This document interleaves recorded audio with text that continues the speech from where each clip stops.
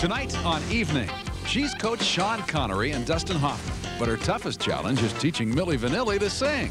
Because they would say, girl, you know, it's true, ooh, ooh, I love you, in a German accent. And it kind of sounded like Arnold Schwarzenegger doing rap. She's the voice doctor to the stars.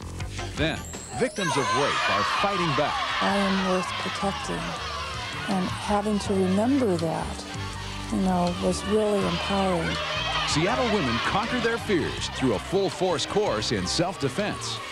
Plus, dime stores are being replaced by 99-cent stores, where you guessed it, everything in the store is 99 cents. That's tonight on Evening.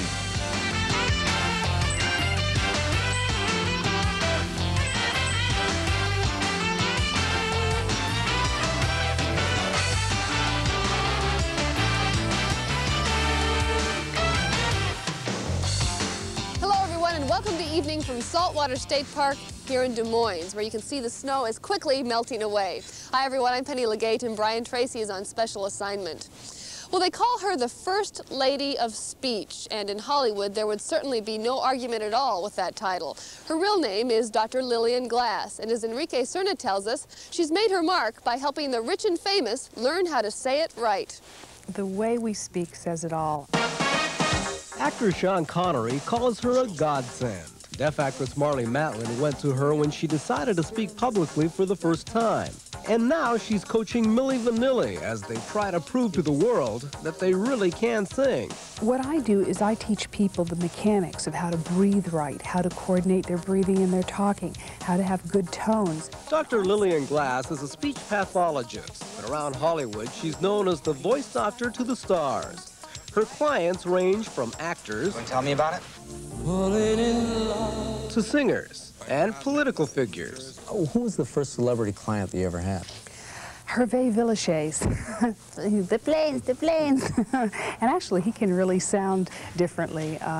And he was a lovely gentleman, worked with him, trying to get the constriction out of his throat. No one will hire you. Oh, yeah? Next came Dustin Hoffman, who asked Dr. Glass to help him develop the voice of Dorothy for the movie Tootsie. And I taught him how to sound like Dorothy, where his body language was to his voice and having the upward inflection. And primarily, I taught him the differences between male-female communication patterns. I don't think that we should get involved that way. Before her success in Working Girl, Melanie Griffith had trouble finding work because of her voice, which often stereotyped her as a ditzy blonde. Dr. Glass helped her change that. And it was a lot higher than it is now.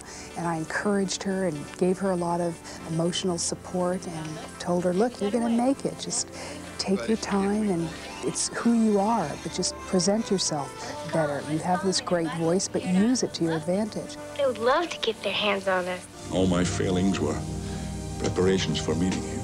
Sean Connery has nothing but praise for the voice doctor.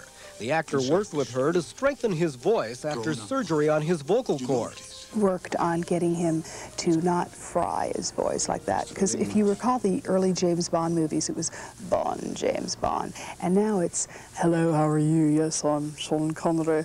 And he's just delightful and charming, and truly it was an honor to work with him. Hold it, hold it, hold it.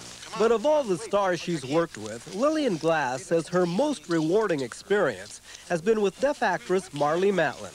At the 1988 Oscars, Matlin spoke in public for the first time. Dr. Glass helped her prepare.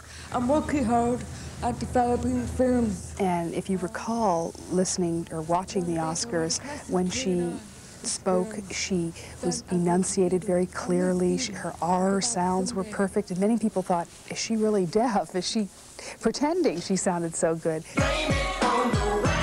Remember Milli Vanilli, that lip-syncing German duo? Well, Dr. Glass does. These days she's spending a lot of time working with Rob and Fab as they cut an album to prove they really can sing. It was kind of unusual listening to them because they would say, girl, you know, it's true, ooh, ooh, I love you, in a German accent. And it kind of sounded like Arnold Schwarzenegger doing rap. I'm in love with you, girl. So I work with them constantly, getting their accents down, their dialects, their enunciation patterns. Don't you understand, girl? This love is true.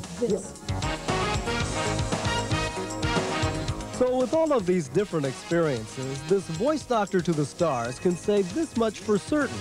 Her work is always interesting.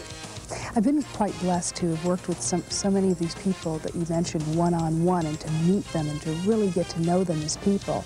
And it's quite wonderful. So you might be asking, just who impresses Lillian Glass with their speech? Well, she actually has two favorites. The first is, believe it or not, Bart Simpson. Even though he's a cartoon character, she says he enunciates clearly and speaks his mind. Her other favorite is General Norman Schwarzkopf, the leader of the Allied forces in the Gulf. She says he has great eye contact, a strong presence, and a real clear delivery. And so he comes across as a leader we can all trust.